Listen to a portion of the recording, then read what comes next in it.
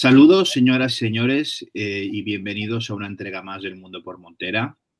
Hoy nos acompaña un invitado de excepción, que es don Juan Antonio Aguilar, director del Instituto Español de Geopolítica y experto, como su propio nombre indica, en política internacional, en cuestiones militares y en todo lo que estamos viendo día a día en las noticias. Él nos puede ofrecer una visión extremadamente afinada sobre todas las cuestiones que estamos viendo a nivel mundial y que se mueven a un ritmo vertiginoso. Desde el Mundo por Montera, que es el canal que aspiramos que sea el más audaz para el público más inteligente, le mandamos un muy cordial saludo. Juan Antonio, ¿cómo estás? Muy bien, ¿qué tal? Un placer estar aquí, un honor participar en tu canal. Ya le daremos aire para que se conozca más. Yo soy de los que sostienen que cuanto más canales de estos haya, mejor informada estará la gente, porque lo que sí está claro es que por los medios corporativos y oficiales, pues cada vez la verdad anda más escondida o envuelta en una niebla que es casi imposible entender lo que está ocurriendo. Sí, yo siempre digo que si te acuerdas aquella serie americana de Expediente X, lo de la verdad está ahí fuera, yo siempre digo, sí, está ahí fuera, pero a ver quién la cuenta, ¿no? Pero a ver quién la cuenta. Y bueno, uno de los que la cuenta es don Juan Antonio Aguilar, por eso le he ofrecido, le he invitado a venir y él ha aceptado con una generosidad inmensa. ¿Y cómo está el patio? La pregunta es muy amplia, pero ¿cómo está el patio? El patio está revuelto, ya lo sabemos. Muy revuelto. Tenemos focos en todos lados. Pero si tuvieras ahora que hacer los puntos más calientes.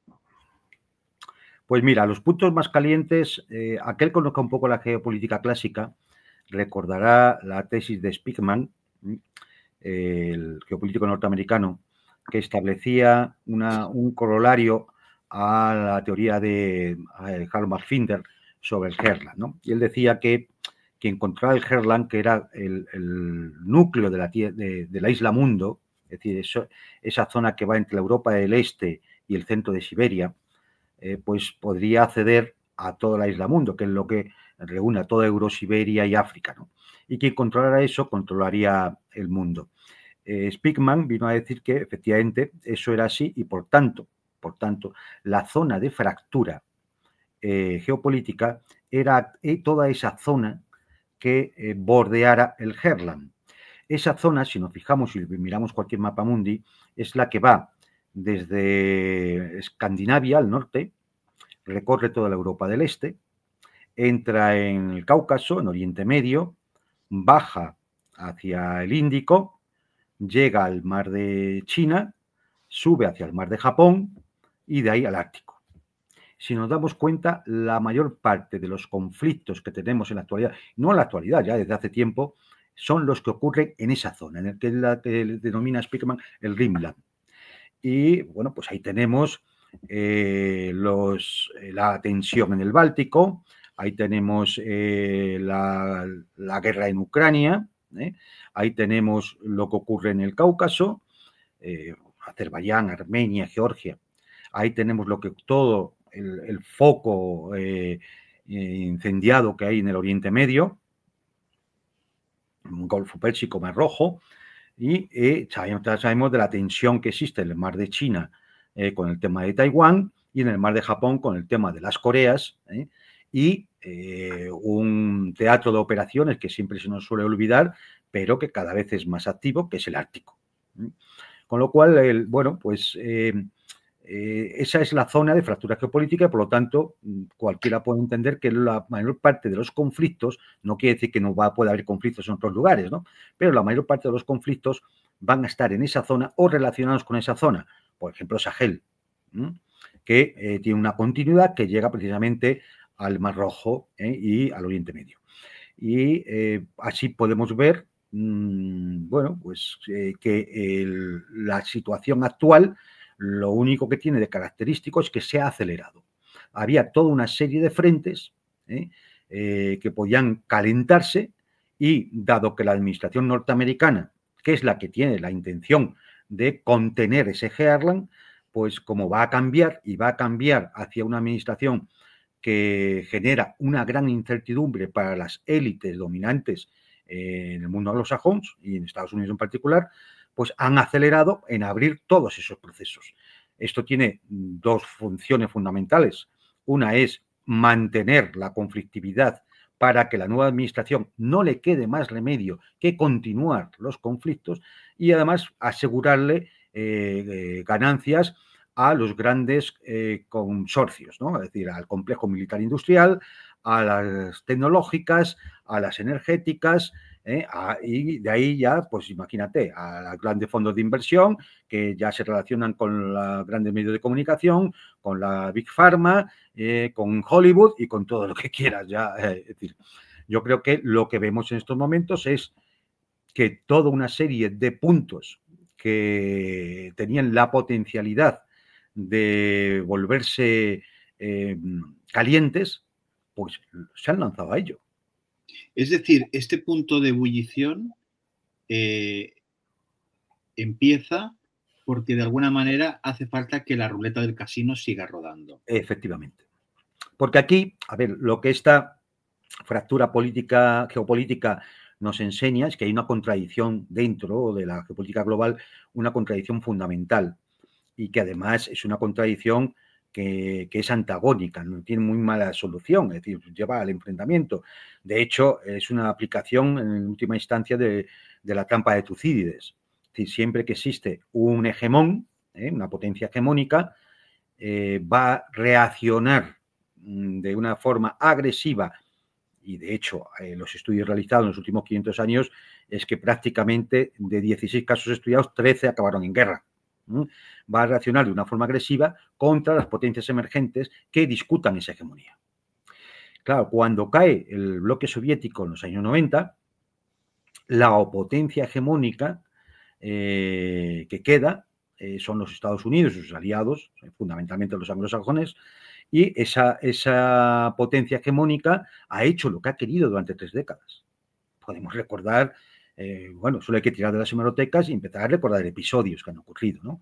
Episodios de guerras, de invasiones, de golpes de Estado, cambios de gobierno mediante formas nada democráticas, etcétera, etcétera. Es decir, y claro, ha estado haciendo eso durante 3 décadas hasta que se ha encontrado con que toda una serie de potencias emergentes sí le pueden hacer frente. Entonces, claro, las élites que están detrás de la potencia hegemónica, detrás del hegemón, son las que saben que si no confrontan a esas potencias emergentes, van a perder. Y van a perder no ya el hecho de que sean la potencia global, van a perder incluso hasta la primacía que tienen en la economía, en la sociedad, en la cultura y en otros aspectos de la vida global, ¿no? Y eso es, bueno, pues es lo que está detrás de esa contradicción que hace que haya una fractura geopolítica. Si esto fuera o camináramos y el hegemón lo admitiera hacia un mundo multipolar donde sabes que va a haber distintos polos y el hegemón anglosajón admitiera que es un polo más, entre otros, en situación de igualdad, pues posiblemente esa fractura geopolítica no es que no vaya a existir, pero sí que se enfriaría mucho y alejaríamos al menos el fantasma de la guerra mundial, que es un fantasma que ahora sí que tenemos encima de nuestras cabezas. El tema está, yo no sé cómo lo ves tú, pero es verdad que hay unas potencias, digamos, emergentes que ya plantan cara claramente a los Estados Unidos, pero Estados Unidos sí que sigue siendo tremendamente fuerte y poderoso en un punto que para mí es clave, que es el de la propaganda. Sí, es decir, el tema de los medios de comunicación, Netflix, plataformas, etcétera, el relato un poco lo llevan ellos, porque sí. digamos, las otras potencias emergentes, incluida China, pues en esto... A ver, es que, claro, es cierto lo que dices, es cierto lo que dices, es lo que se llama poder blando. En términos, o sea, el hegemón sigue manteniendo 2 herramientas fundamentales que sigue pudiendo utilizar, porque es verdad que tiene la tercera, que es la potencia militar, pero esa potencia militar cada vez está más contestada. entre otras cosas por errores de los propios Estados Unidos y OTAN. Pero la realidad es esa, empieza a ser más contestada. Y solo hay que darse cuenta que recordar el fracaso que tuvieron en Siria, el fracaso de Afganistán, el fracaso en Irak, cómo han dejado Libia. Es decir, militarmente, miramos también la zona del Sahel, no es precisamente, ya no pueden presumir de que sean invencibles, aunque sigan teniendo un poder militar tremendo, ¿no? Pero sigue manteniendo dos herramientas que son fundamentales para la hegemonía. Una es el dólar. Aunque hay un proceso de desdolarización lento, y existe, pero es verdad que es lento porque no queda más remedio. Porque claro, tanto India como China, como otros países, tienen en sus reservas una grandísima cantidad de dólares. Sea en bonos, sea en fondos de pensión, sea en lo que sea, pero siguen teniendo una grandísima cantidad de dólares. Claro, no puedes soltar todo eso y provocar una caída del dólar que lo que te va a hacer es perjudicar a ti mismo. Con lo cual es un proceso que se tiene que hacer muy lentamente para no pegarte un tiro en el pie como ha hecho toda Europa con el tema de las sanciones a Rusia, ¿no? Entonces, bueno, es decir, con lo cual siguen manteniendo una herramienta que es la del dólar. Y la otra herramienta, efectivamente, es la del dominio de los grandes medios de comunicación que lógicamente imponen un relato. Es verdad que si se conoce un poco pues la prensa india, china, en Rusia y demás, pues ahí el relato no lo dominan ellos. No. Es decir, claro, pero evidentemente en el resto del mundo, sobre todo en partes importantes, como puede ser toda la América del Sur o toda la Europa occidental, central y hasta parte del este, ahí sí que dominan el relato. Hispanoamérica.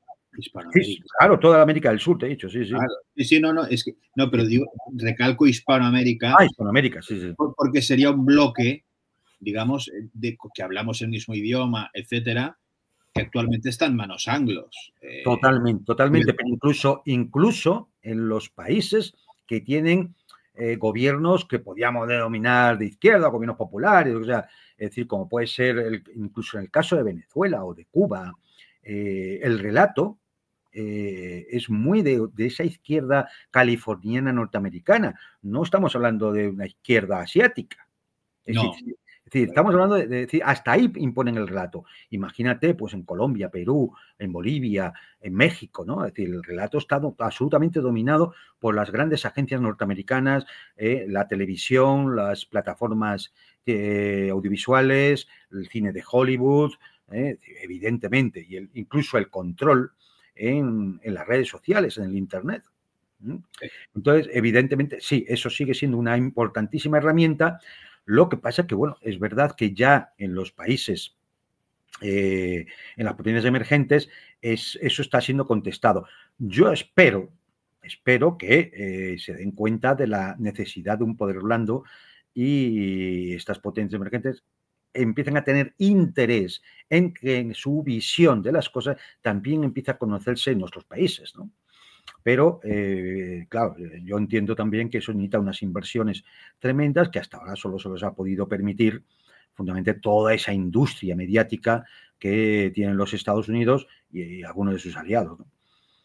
Muy bien. El tema de Estados Unidos está ahí. A mí hay una cuestión que me interesa mucho y es, a día de hoy, ¿qué papel sigue jugando Inglaterra, el Reino Unido? Es decir, el Reino Unido, la pérfida Albión, llámesele como se quiera, para los españoles ya sabemos lo que ha significado la pérfida Albión, sí. Pero hoy, o sea, si tú ves el papel que han jugado en Ucrania, han jugado fuerte, incluso más fuerte que los americanos. Mucho más. Entonces, ¿siguen teniendo voz propia, separada de los americanos, o son un poco la avanzadilla de los americanos? A ver, evidentemente ellos no van a separarse nunca de su gran primo de Zumosol. Es decir, ellos no van a separarse. Es decir, no van a enfrentarse. Pero sí que tiene voz propia. Y tiene voz propia porque las élites anglosajonas realmente tienen dos capitales, dos bases de operaciones. Una es, efectivamente, es sobre todo la costa este norteamericana, Washington, Nueva York, y la otra es la City de Londres. Y a veces estas élites no concuerdan en sus planes. Sí, pueden ser en sus objetivos, pero no en sus planes.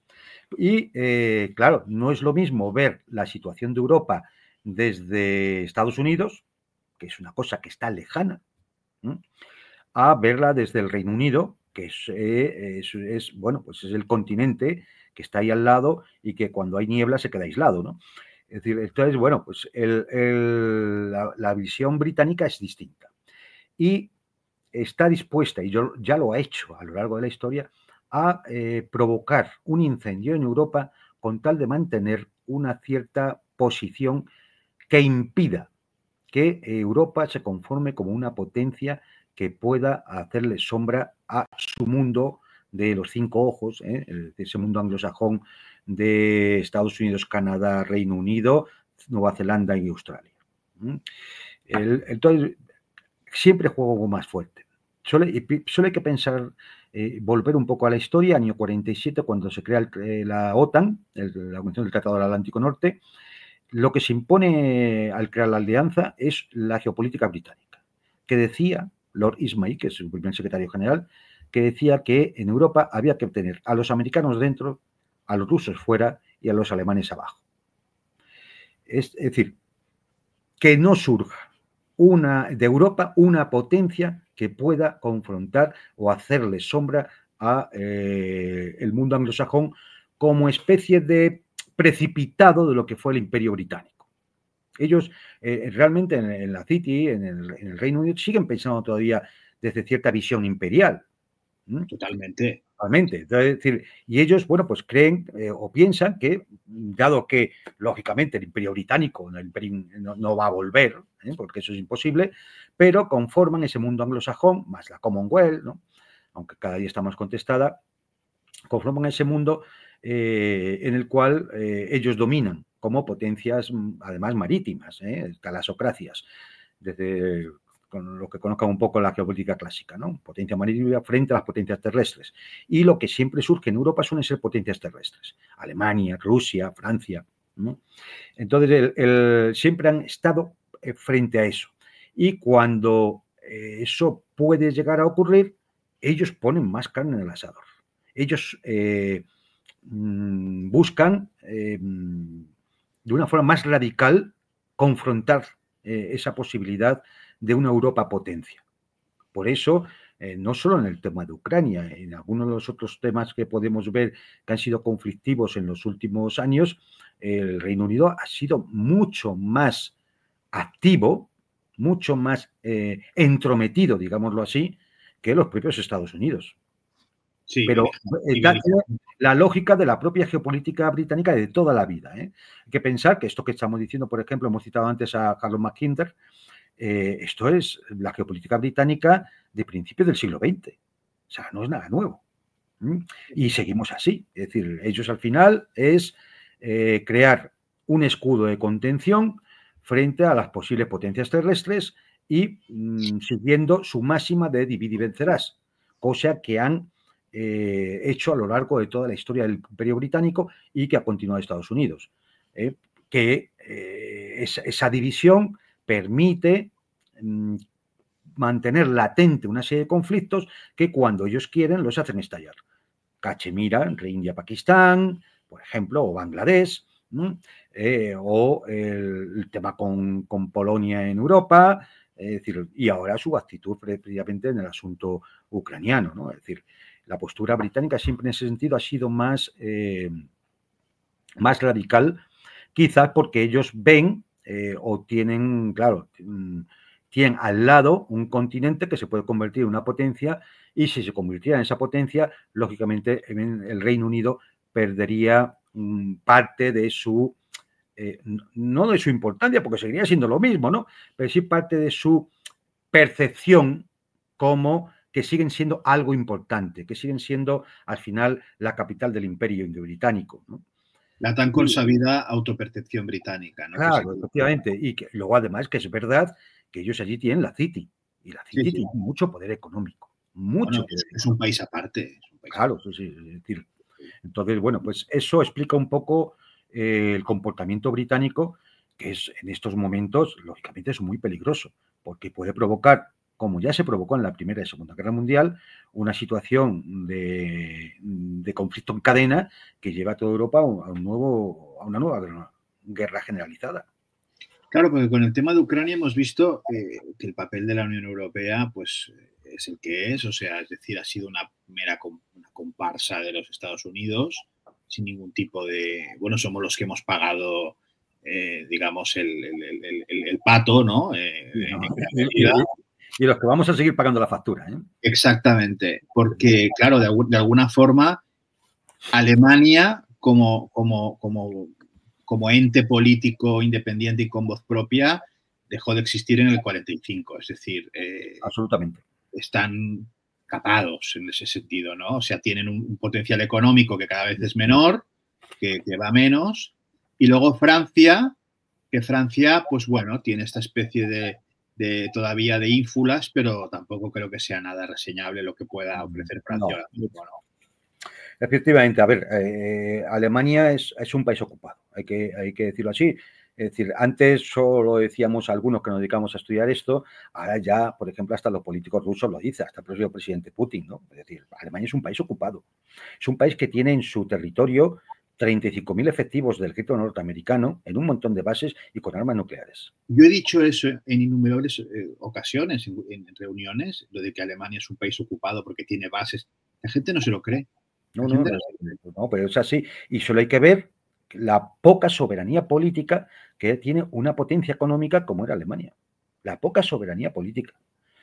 Solo tenemos que fijarnos, por ejemplo, bueno, es decir, los únicos momentos donde Alemania, bueno, pues jugó un papel un poco más soberano, relativamente, por supuesto, los momentos aquellos de la etapa de la distensión durante la Guerra Fría, la Ostpolitik, la apertura al este. Sí. Es decir, bueno, pero esto, por supuesto, nunca ponía en peligro el status quo nacido después de la Segunda Guerra Mundial. Es decir, por supuesto. Pero al menos le daba un margen de soberanía. Eso permitió la llegada de energía barata desde Rusia. Esa energía barata ayudó al milagro alemán y a la conformación industrial como gran potencia industrial de Alemania, porque es lo que le permitía mantener unos salarios altos que al final con unos precios que eran competitivos. Claro, si al final tienes los salarios altos y la energía te cuesta como a la de los chinos, que tienen salarios más bajos, pues al final dejas de ser competitivo y tu industria solo va al cierre. Es así. Entonces, que un país al que le vuelan los oleoductos, los gasoductos, por donde les llega su energía, que es indispensable para el mantenimiento de su industria, no haga nada. No diga nada, ni haga nada, indica que es un país ocupado. No tiene soberanía ninguna. No, es cierto. Entonces, y Francia, bueno, pues Francia también vive un poco pendiente de su grandeur. Sí. Y con una situación cada vez económicamente más deteriorada, socialmente absolutamente desestructurada, es decir, la sociedad francesa ahora mismo es una bomba de relojería. Eso sí es muy notable y muy visible cuando uno va a Francia. Sí, cuando te vas es un polvorín. Es un polvorín y al final eso se acaba expresando en las formas sociales, en la cultura, en la misma política, ¿no? Y bueno, pues estamos viendo ahora mismo cuál es la situación de una Francia que dice que por qué no, que apela al rearme y a mandar tropas a Ucrania cuando su economía está destrozada, pueda provocar una crisis de deuda en la Unión Europea si nadie lo evita. Hoy han tirado al gobierno, el señor Macron se aferra al sillón como si fuera un salvavidas, y todo esto en una situación de un parlamento absolutamente dividido en el cual no le veo una salida fácil. Francia ha ido, pues eso, poco a poco ha ido desestructurándose. Claro, y pero cuando tuvo su de Gaulle, ojo, tuvo su de Gaulle, y bueno, Francia sí que tuvo un momento de cierta soberanía. Sacó al país de la OTAN, organizó su propia disuasión nuclear y, bueno, pues tuvo una cierta soberanía, también limitada, ¿no?, por la situación de la Guerra Fría. Pero, bueno, pero todo eso se ha ido, ¿eh? O sea, se fue la soberanía francesa, se acabó de Gaulle y el gaullismo, se fue la Ostpolitik, y al final, ¿qué queda en Europa? Pues una banda de burócratas en Bruselas, enfocados única y exclusivamente en sacarnos el dinero a todos los europeos, porque yo no veo otra cosa. Y a los que nadie ha votado. No, por supuesto, no, esto es, por eso digo que es una banda, esto no es un gobierno, no es decir, es una cosa en la que ellos allí mismos se reúnen, se eligen unos a otros, se cambian las sillas, ¿no? Lagarde va para un día, Rutte acaba de primer ministro, pasa a ser el secretario general de la OTAN, es decir, es bueno. Es un teatrillo. Es un teatro, sí, es un teatro, pero lamentablemente es un teatro que está llevando a Europa, posiblemente lo está llevando de la comedia a la tragedia. Sí, no, con toda seguridad. Y cuando comentabas lo de Francia y estas bravuconadas que hace el pequeño Napoleón, ¿no? Macron, ¿no? De que va a mandar a no sé quién a Ucrania. Claro, cuando dice esto, ¿pero a quién va a mandar? ¿A quién tiene para mandar a Ucrania? O sea, a los 100.000 hijos de San Luis, Esto es una realidad que poca gente quiere aceptar, ¿no? Y luego, como además dominan el relato, pues cuentan unas cosas por los medios, que son los grandes creadores de bulos, que como no las contrastan, o no las miran, o no las analizan, pues al final dicen absolutas tonterías. Mira, para hacer un análisis hay que tirar de los antecedentes históricos, de los hechos y de los datos. Esto lo repito mucho. Porque claro, yo veo cada experto y cada analista por ahí que se te caen los palos del sombrajo. Entonces hay que tirar de eso. Y entonces, por ejemplo, para datos, esto es importante, uno pues debería tirar del Military Balance, que es la publicación más prestigiosa en cuanto a la situación de los ejércitos del mundo, y se publica todos los años, ¿no? Y bueno, uno puede coger el del año 2024, Military Balance 2024, y va a Francia y mira lo que es el ejército francés, las capacidades militares que tiene Francia. Y bueno, pues ¿qué te voy a decir? Mira, entre todos los armas, todos los ejércitos, tierra, mar, aire, etcétera, más los cuerpos comunes, sanidad militar, etcétera, logística, todo eso, el ejército francés son 173.000 hombres. Posiblemente operativo, para enviar a luchar, a combatir, sean 80.000. Que si los tienes que dividir entre rotaciones anuales, porque claro, tú no puedes mantener a un combatiente más allá de 3 meses en el frente porque deja de ser operativo, claro, por agotamiento. ¿Qué estamos hablando? De unos 20 y tantos mil hombres. Y piensa que enviar 20 y tantos mil hombres, y por supuesto dejando toda la guarnición francesa ya al descubierto, lo piensan mandar a un frente de combate donde cada uno de los partes beligerantes tienen entre 600 y 800 mil hombres. Pero bueno, ¿qué van a mandar? Es que todo esto es muy ridículo. Entonces, cuando la OTAN dice que para dentro de 2 años, 3 años, va a tener 500.000 de soldados en primera línea allí en el este, dispuestos para el combate, uno dice, ¿y de dónde van a salir? Ahí voy, claro. ¿De dónde van a salir? ¿Qué piensan? ¿Hacerle una movilización general? O no sé, es decir, ¿qué es lo que piensan? Porque eso no lo dicen. Cuando dicen vamos a tener 500.000 de efectivos en el este en orden de combate, la pregunta inmediata es, oiga, ¿y usted de dónde los va a sacar? Claro. Porque aunque fueran todos los polacos, son 120.000. El resto, ¿de dónde los va a sacar?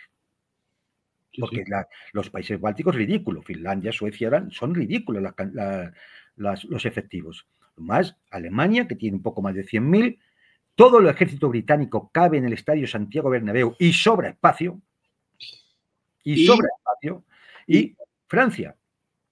Y si me permites, de países, de los que estamos hablando, donde toda la cuestión de la cultura a nivel social, la cultura castrense, no está en su mejor momento. No, estoy hablando puramente de números. De ya, pero me refiero...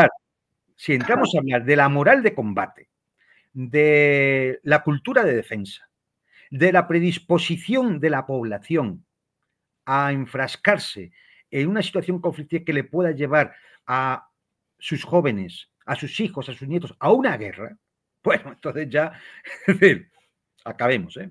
Es decir, eso no existe. Eso no existe. Esa es una de las razones por las cuales se ha utilizado a Ucrania como ariete de la OTAN precisamente en este conflicto. Porque sí que tiene una población dispuesta a luchar todavía, igual que, bueno, pues como ciertos países de la Unión Soviética, que pertenecieron a la Unión Soviética y la propia Rusia, ¿no? Porque, lógicamente, en la Europa occidental, y me refiero a Europa occidental, la que viene ya desde Alemania todo, hasta Lisboa, ¿no? Es decir, y todos los nórdicos, es decir, no hay posibilidad, no hay capacidad de llevar adelante una guerra industrial prolongada. No. Había capacidad para la típica doctrina OTAN de la guerra aeroterrestre. Es decir, una acción aérea brutal, muy intensa, que permitía luego lógicamente contra estados débiles que no tienen capacidad aérea ni antiaérea, que permitía luego una acción militar rápida que en 2 meses, 3 meses se acabara. Bueno, un bombardeo de Belgrado con Solana, claro, ya está. o cosas de esas, ¿no? Esa es la doctrina OTAN, la doctrina de la batalla aeroterrestre. Pero claro, cuando tú te encuentras con un contrincante que está dispuesto a plantarte una guerra industrial prolongada de desgaste, se acabó, porque no hay capacidad. Que esto, ahora que has dicho esto tan importante, si me permites, vamos a movernos un poco del mapa. ¿No será esto lo que está pasando un poco en Israel? Eso es lo que ha pasado en Israel, claro. Que está empezando a haber un agotamiento importante. Claro. Es un país muy occidental, entonces... Sí, mira, decir, pero esto, mira, el análisis se hizo desde el primer día, en octubre del año pasado, una vez que se produjo el ataque de Hamas. Yo recuerdo haber dicho, se van a abrir 7 frentes y van a ir a una guerra de desgaste, a una guerra prolongada. ¿Por qué? Pues que es la única posibilidad que le tienen de vencer a Israel. Tú abres una guerra en muchos frentes y tu estrategia es prolongarla. No vencer, sino prolongarla. Porque esa prolongación, ese desgaste, es el que va a hacer que el enemigo no pueda seguir combatiendo.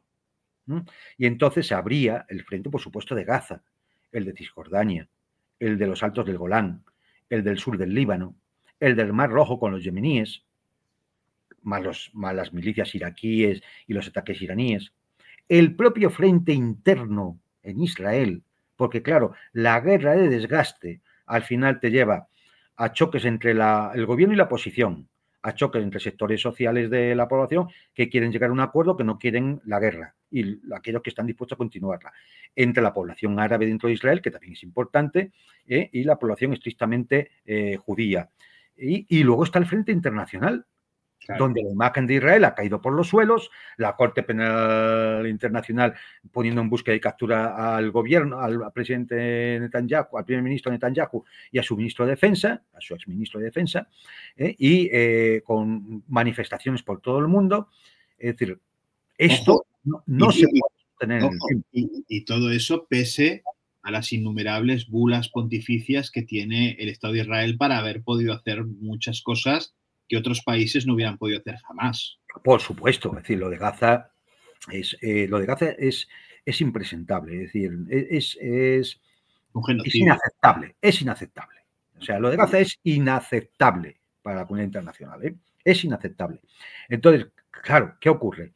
Que lo que tú piensas que va a ser una campaña de 1, 2, 3 meses, se te va alargando, se te van abriendo los frentes, te llegan misiles desde Yemen, te llegan misiles desde Irak, tienes un problema en los Altos de Golán, todo eso se te va acumulando y entonces la inversión cae, el turismo se cierra, tienes que desalojar las poblaciones del norte y del sur, la economía se resiente, el paro avanza, hay muchos israelíes que se van del país. Y por último, llega un momento que cuando las bajas, sobre todo en el sur del Líbano, empiezan a ser demasiado elevadas, los reservistas ya no quieren volver, te tienes que plantear traer compañías militares mercenarias y pagar, lógicamente, y llega un momento en que no hoy, Pero si tú haces la proyección, y el Estado Mayor israelí lo habrá hecho, haces la proyección, te das cuenta de que esto se va a volver imposible de sostener. Y entonces no te queda más remedio pues que buscar de qué forma intentas cerrar frentes, aunque sea temporalmente, para intentar reorganizarte. Y bueno, yo creo que eso es lo que hay en ese alto el fuego, que no va a servir para nada, porque es un alto el fuego fake, con el Líbano, mientras siguen masacrando en Gaza, mientras siguen los disturbios y los enfrentamientos en Cisjordania, mientras siguen llegando cohetes desde Yemen. Bueno, pues intenta de alguna forma iniciar una desescalada a ver si podemos aguantar algo más. Y bueno, yo creo que el último movimiento que han hecho y que se les ha ocurrido es volver a lanzar a todas las turbas de terroristas cortacabezas de Siria, otra vez contra el gobierno de sirio. Esto no es porque se les haya ocurrido a los islamistas o porque se hayan levantado una mañana cabreados y hayan dicho, ahora vamos a atacar al Assad. No, esto ocurre el mismo día que comienza el alto el fuego con el Líbano. De tal manera que ellos que han visto que Hezbollah está entretenido en el Líbano. Los rusos tienen su tema en el este de Europa. Pues es el momento de atacar por Siria. ¿Para qué? Para una cosa muy importante. Porque si logran derrocar al gobierno de Bashar al-Assad, se rompe la continuidad del eje de resistencia y por lo tanto toda la logística que viene de Irán e Irak no podría llegar al Líbano para sostener la guerra de Hezbollah. O sea, es decir, la maniobra es clarísima desde el punto de vista militar, operativo. Entonces, bueno, yo creo que es lo que estamos viviendo ahora. Oye, y te quería preguntar, ¿cómo valoras o sea, los efectos que ha tenido el cambio de gobierno en Irán después bueno, del fallecimiento extrañísimo de Ibrahim Ra'isi y la entrada de Pezeshkian como moderado y tal?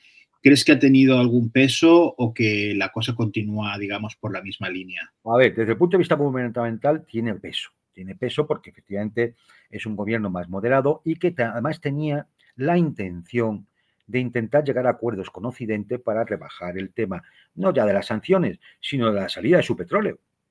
Sí, eso ya lo dijo. Tenía un acuerdo secreto con Estados Unidos para sacar el petróleo, para intentar sostener el precio y que el petróleo no se fuera a 90 o 100 dólares.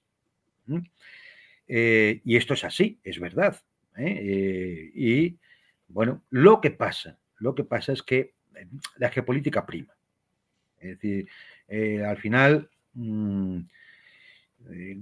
como se suele decir, ¿no? La geopolítica se basa en un axioma que es evidente en sí mismo, que es la geografía es el destino. Irán está donde está, no está en otro sitio del planeta, está donde está. Y tiene el tamaño que tiene. Y eso la determina, aunque por mucha buena intención o intención que tuviera un gobierno más moderado iraní de abrirse más a Occidente, primero existen los antecedentes, ¿no? De que eso no ha resultado las veces anteriores, porque, entre otras cosas, por ejemplo, el plan sobre el tema de la energía nuclear iraní, pues fue Trump el que lo incumplió, fue el que lo denunció y dejó de... Y Europa, que eran los garantes de ese plan, no ha hecho nada, como en todo. Bueno, no hace nada, pues Europa no pinta nada. Y al final, bueno, pues, ¿qué ha hecho Irán? Pues Irán ha ido buscándose su retaguardia estratégica, con acuerdos estratégicos con China y con Rusia. Y con todo, evidentemente, todo ese entrelazamiento este-oeste de las rutas de la seda o norte-sur de los corredores de Rusia hasta el Índico. Y Irán ahí es una pieza fundamental. Y eso va a determinar sus políticas, lo quiera o no. Con lo cual, cuando se encuentra con una circunstancia como la que se está viviendo en el conflicto palestino, libanés y ahora sirio, no le queda más remedio que actuar, porque sabe que si esas piezas del dominó caen, los siguientes son ellos. Y entonces no queda más remedio. Por muy moderado que sea el gobierno iraní, le va a determinar esas circunstancias. Oye, y moviéndonos también ahora un poquito del mapa, yo tengo una intriga y hoy que te tengo aquí, te lo quiero preguntar.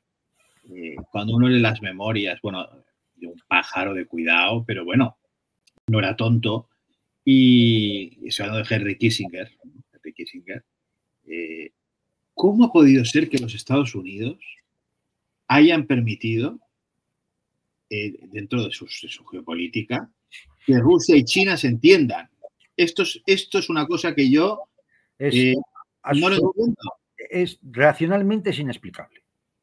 Es decir, racionalmente es inexplicable. Mirad, porque perdona, es que Kissinger es algo que hasta muriéndose con 100 años iba arrastrándose a Pekín para intentar hablar, no siendo nadie, entre comillas, porque siempre fue hasta que se murió, pero es que ¿cómo los americanos han podido caer en eso? O sea, es que es algo que no me explico, sinceramente, no me explico. Pues mira, yo a eso le he dado vuelta, pero claro, uno compara a George Kennan, a Kissinger, a Robert McNamara, a Brzezinski, todos personajes que podemos decir malos, pero listos. Inteligentes, exactamente, inteligentes. Es decir, sabían lo que hacían, sabían lo que tenían entre manos. ¿Qué es lo que ha pasado aquí? Porque, es decir, es bastante inexplicable. Es bastante inexplicable. Yo, sinceramente, por analogía a lo que ha ocurrido en otros sectores del mundo estadounidense, solo me lo explico por una razón, que es el deterioro durante los últimos 30 o 40 años de la educación en Estados Unidos. De verdad, no me lo puedo explicar de otra forma. Igual que observamos el deterioro, por ejemplo, de Boeing. Que Boeing bueno, sí, que manda una cosa y no la puede traer de vuelta. No, Boeing era, acordémonos, el Jumbo, por ejemplo. Boeing era la gran empresa aeroespacial de toda la vida en los Estados Unidos. Los mejores aviones, la mejor ingeniería. ¿Cómo ha podido caer a lo que ha caído, teniendo en cuenta que los Boeing 737, último modelo, están todos poco menos que aterrizados porque nadie se fía de ellos? Mandan una nave espacial y hasta dentro de 2 meses no van a poder traerse a 2 de los astronautas. Uno lo trajo una nave rusa. Y no lo van a poder traer porque la NASA no tiene naves y Elon Musk necesita 3 meses para poner un cohete para fabricarlo y poderlo mandar. Es decir, esto es un desastre.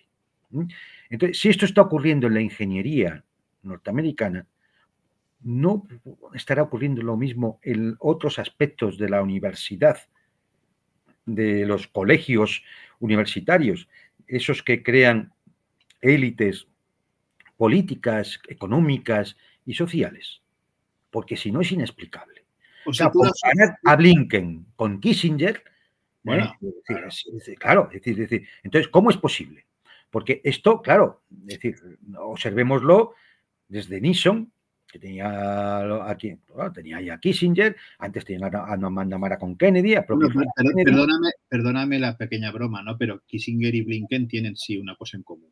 Sí, el origen. Exacto. Y pero bueno, es decir, pero es que lo que es inexplicable es cómo de unos tipos que eran así, pues se ha pasado después de Clinton, sobre todo a partir de Clinton, ha ido en decadencia cada vez más. Entonces, y ahora ya vemos unos personajes que son increíbles. Alucinantes. Entonces, es decir, yo creo que es la caída del nivel de educación en estos últimos 30, 40 años en los Estados Unidos. Antes sus universidades eran elitistas completamente, fichaban a los mejores en todo el mundo.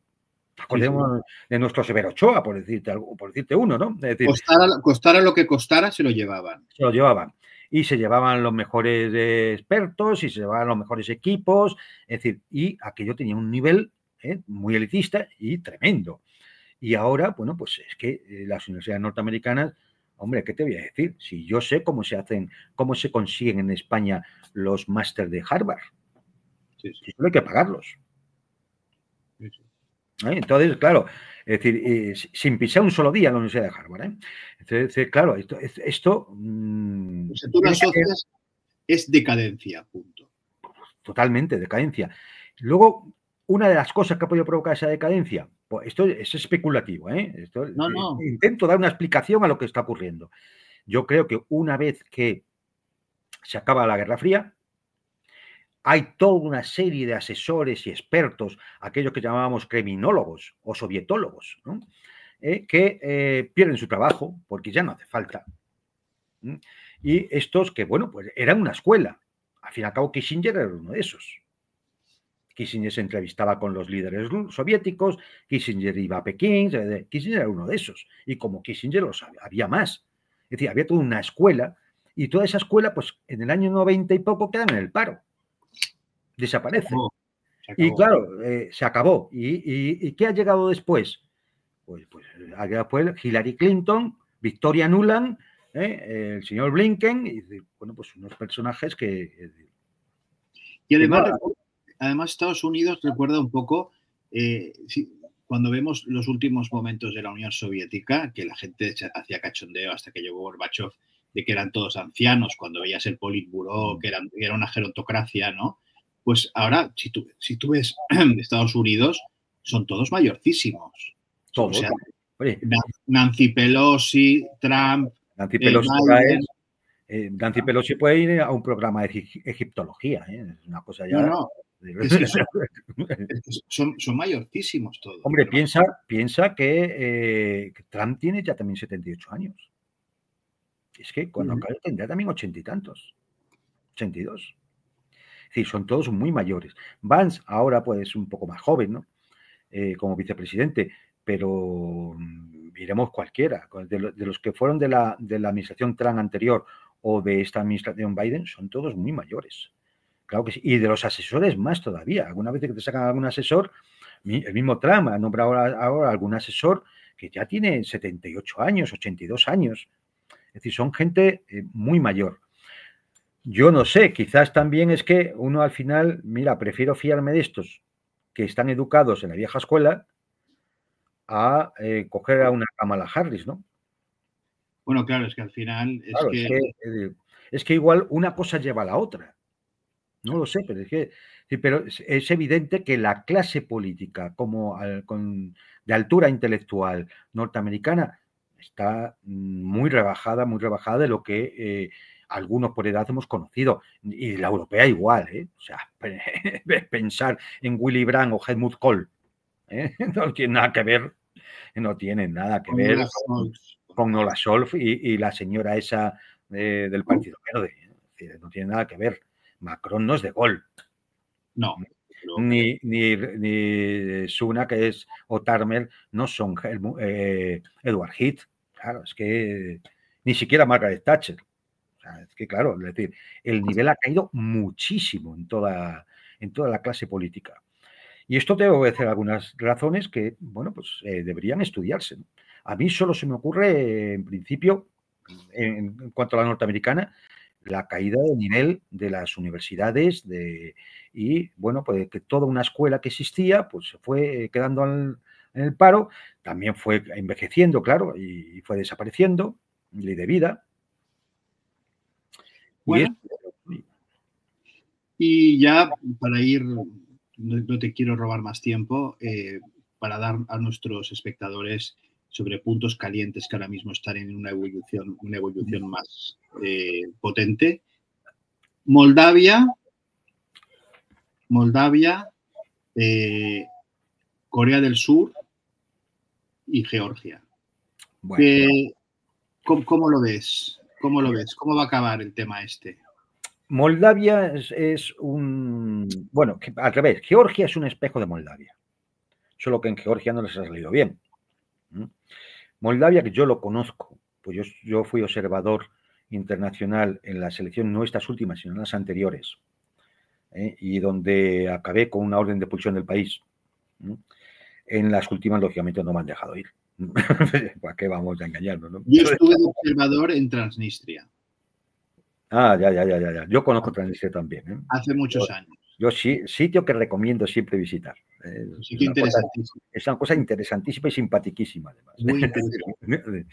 Bueno, pues Moldavia es un gobierno absolutamente títere de Bruselas que celebra elecciones siempre trufadas de la misma forma. Y es allí la gente está en contra de las políticas de Sandú y de cercanía no tanto de cercanía a la Unión Europea, porque sí les gustaría entrar en la Unión Europea, pero sin que eso tenga que significar el ponerse agresivo con Rusia, con Transnistria, con Gagauzia, es decir, sin que eso signifique perder unas ciertas raíces y una cierta historia que tienen en común. Claro. Pero la señora Sandú, que como sigue tiene pasaporte rumano también, estrictamente las directrices de Bruselas, y cuando hablo de Bruselas hablo de Unión Europea OTAN, porque prácticamente son la misma cosa. Es decir, cuando sigue las directrices de Bruselas, pues no gusta, y de hecho en estas últimas elecciones prácticamente no ha ganado en ningún departamento moldavo, no ha ganado por mayoría, pero tiene el voto extranjero. Y el voto extranjero son 100 y pico mil votos en Occidente, que siempre van a votar muy estimulados, a veces incluso económicamente, para ir a votar. Y, por supuesto, en unos consulados en los cuales no hay ningún control sobre esas urnas. Y 100.000 votos, 100 y pico mil votos en Rusia, pero a la cual solo se le mandan 10.000 papeletas, con lo cual se quedan 120 o 130.000 moldavos sin poder votar. Así esto lo leí, que en el consulado de Moscú hubo muchas protestas. Claro, no hay papeleta, no puede votar, usted no vota. Entonces, con esta artimaña fraudulenta, consigue por unos miles de votos María Sandu de nuevo la presidencia, que ya lo había ocurrido 4 años antes, que fui testigo. Es decir, y ahora vuelve a ocurrir.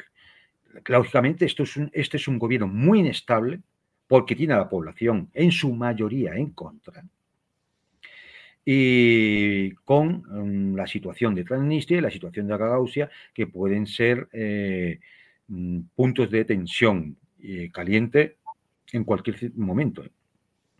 Entonces, esa es la situación de Moldavia. Georgia. En Georgia hay unas elecciones y gana un partido que no era el que ellos esperaban, Sueño Georgiano. Y este, de nuevo, quiere actuar soberanamente, quiere, no rechaza pertenecer a la Unión Europea, ni muchísimo menos, pero no quiere romper con Rusia, que es su primer socio comercial, con el que también tiene importantes lazos y con el cual quiere resolver una serie de temas. Bueno, querrá resolverlo de Abjasia y Osetia. Claro, ¿no? Claro, lógicamente. Es decir, y eso solo puede resolver con un cierto acercamiento y una buena amistad con Rusia, donde se pueda llegar a un entente y poder resolver un poco aquello amistosamente entre todos y que todos salgan beneficiados y todos contentos. Vale, bueno, pues esto lógicamente no gusta en Bruselas a lo mismo de siempre, a los sospechosos habituales. Y entonces, primero empiezan a acosar a ese gobierno georgiano por esa actitud. Ese gobierno georgiano se ve acosado por esa actitud y entonces promueve una ley de agentes extranjeros para contener toda la influencia de ONGs, cinzán norteamericanos, anglosajones y europeos que actúan allí, que son los que permiten en un momento determinado los que azuzan y financian las protestas y demás, y que por supuesto tienen amplio eco en todo el aparataje mediático, en toda la propaganda de guerra de la OTAN. Hay elecciones parlamentarias, gana Sueño Georgiano. La señora presidenta, que es una señora nacida en Francia con pasaporte francés, que hasta los 32 años no visitó Georgia, que ha estudiado y se ha formado y ha trabajado en todos los órganos mundialistas y globalistas que te puedas imaginar. Bueno, pues que había una patriota. Sí, sí, ¿no? Había sido puesta allí como presidenta, se niega a reconocer a este Parlamento.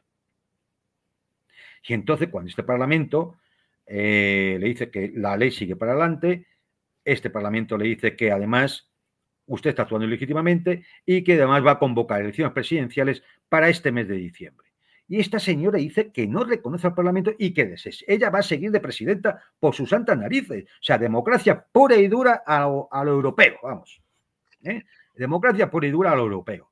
Y, bueno, pues a esa convocatoria de elecciones, esa situación con la ley de agentes extranjeros, ese no reconocimiento del Parlamento bajo la batuta de sueño georgiano, ha provocado que tengamos ya 4 noches de violentos disturbios organizados por los mismos de siempre. Y digo violentos disturbios porque solo hay que ver las imágenes. Si uno escucha a los líderes europeos, es que los manifestantes pacíficos están siendo golpeados por la policía.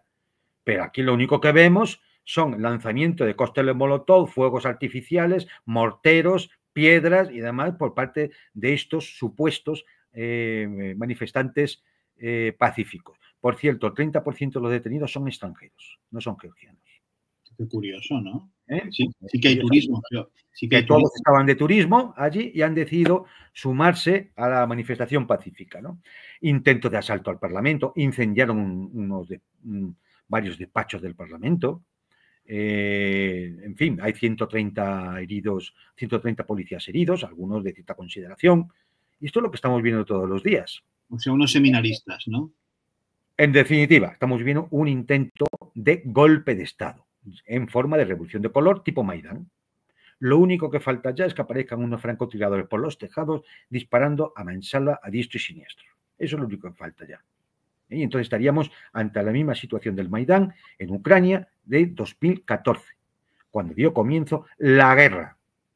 Exacto, eso es lo que la gente no se entera. La guerra, no el 2022, como dice toda la gusanera mediática. 2014, que cuando dio comienzo la guerra. Exacto. Entonces, bueno, pues esa es la situación de Georgia. ¿Qué pasa en Corea del Sur? Pues en Corea del Sur pasa algo parecido a lo que estaba pasando en Francia, que hay un parlamento que es contrario al presidente y este parlamento ha decidido no aprobar los presupuestos. Porque además ya está enfrentado a una presidencia muy corrupta, sobre todo la mujer del presidente, que yo creo que le hacen ya coplillas, de todos sus casos de corrupción, a otros funcionarios y, por último, la no aprobación de los presupuestos. Y aquí tenemos un problema, porque esos presupuestos son los que aquí tienen que garantizar la posibilidad de ir a una situación de militarización del mar del Japón, con ese triángulo que quiere hacer Estados Unidos de Corea, Taiwán, Japón. Claro, porque Corea del Sur es el proxy de los yanquis. Claro. 30.000 soldados norteamericanos allí, 3,1 millones de efectivos, fundamental para esa política de contención de China, en la cual los Estados Unidos necesitan proxies allí también, que sean los que en un momento determinado aguanten los cañonazos, como en Ucrania, que en Ucrania los ucranianos. Y porque, aquí, porque, perdona, si me permites el paréntesis, para que nuestros espectadores se sitúen. Yo he estado en Panmunjom, en la frontera, y del lado surcoreano, los soldados que hay, todos llevan la bandera americana en el... Es decir, Corea del Sur es un país fuertemente militarizado por los americanos. Efectivamente, y por supuesto va a seguir las directrices que quiera marcar Washington. Bueno, pues el choque de este presidente y el tema este de los presupuestos es la gota que colma el vaso y este señor intenta dar un golpe en contra del Parlamento. Su intención en las primeras horas del día pasado era tomar el Parlamento, evitar, por supuesto, que los diputados se pudieran reunir, tomar los medios de comunicación, imponer la censura, el toque de queda, la ley marcial y el ejército en la calle. Es que está, pero vamos, al viejo sistema de golpe típico, es decir, toma el control de la situación bajo la ley marcial. Los parlamentarios logran reunirse porque se enfrentan a los primeros que hay allí son policías y demás, logran entrar. Los equipos de fuerzas especiales militares entran por las ventanas, pero no logran impedir que el Parlamento se reúna y por una mayoría cualificada de 190 votos tiran abajo la ley marcial y según la Constitución coreana el presidente no le queda más remedio que aceptarlo. O sea, fue una chapuza de golpe. Imagino que no pensaban que la reacción iba a ser la que fue. Ya en las 2 primeras horas se habían reunido más de 20.000 ciudadanos alrededor del Parlamento para defenderlo. Y claro, aquello solo tenía 2 salidas: o un baño de sangre o aceptar la situación de que el golpe había fallado. Y esto, lógicamente, es un problema. Es un problema el que ahora Estados Unidos tendrá que ver cómo lo soluciona con mano izquierda para no provocar una situación peor. El presidente acusaba a la oposición de tener ínfulas norcoreanas y, por lo tanto, había que impedir esos opositores influidos por el comunismo de Corea del Norte y con sus ideas antiestatales. Un poco era esto la acusación que el presidente hace a la mayoría parlamentaria. Realmente lo único que existe es que ese partido de la oposición, el partido mayoritario de la oposición, lo único que quiere es intentar establecer una buena relación con Corea del Norte y no seguir la dinámica de los últimos 3 años con este presidente, con Jung, es la dinámica de poco a poco ir escalando, que es lo que se ha visto. Entre los globos basura, los drones y las actoillas, los altavoces del sur lanzando propaganda, y esto al final tiene mala pinta. Tiene mala pinta. Y lo que quiere la oposición es efectivamente no seguir ese camino. Pero ese camino es el que ha marcado en un momento determinado, ha marcado las élites anglosajonas para tensar la situación en esa parte del Greenland, que es el mar del Japón. De ahí viene el rearme japonés, de ahí viene precisamente toda esta política de militarización de Corea del Sur, y de ahí viene el rearme, bueno, el armar hasta los dientes a Taiwán y a Filipinas, y esto es un poco la situación que se está creando en esa zona del Pacífico.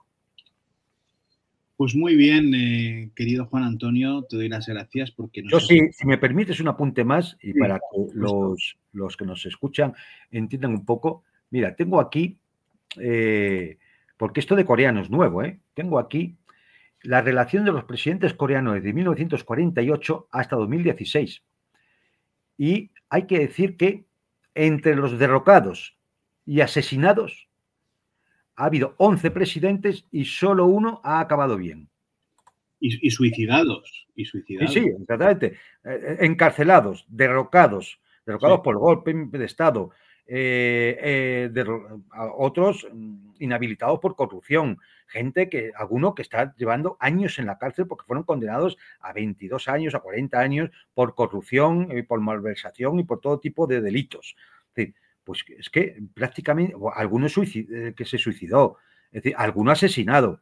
Es decir, que prácticamente creo que solo ha habido 1 o 2 de estos 11 que, digamos, han cubierto una legislatura normal. Sí. Con lo cual, bueno, muchas veces las percepciones nos hacen equivocarnos. Uno tiene la sensación a veces de que Corea del Sur es un sitio pacífico, con un gran desarrollo tecnológico y, por tanto, que funciona con cierta normalidad política. Y eso, a veces, las apariencias engañan. Es un país que tiene una política muy extraña, yo siempre lo he dicho. Y como tú muy bien dices, mucha corrupción y unos presidentes que acaban todos fatales, eso es cierto. Todos muy mal, sí, todos muy mal. Y este no iba a ser una excepción. Pues este va a acabar fatal. Pues, querido Juan Antonio, te doy las gracias por este barrido que hemos hecho. Se nos han quedado cosas en el tintero como China y demás, que espero que tengamos ocasión de nuevo en el Mundo por Montera. Te agradecemos mucho el tiempo y, señoras y señores, hemos tenido la suerte de tener al presidente del Instituto Español de Geopolítica, lo cual no es poco decir. Ya ven que yo creo que después de esta charla pueden poner las piezas del puzzle de forma más certera y esperamos que nos acompañe de nuevo. Muchísimas gracias, Juan Antonio, y gracias por estar en El Mundo por Montera, el canal más audaz para el público más inteligente. Buenas noches. Hasta pronto.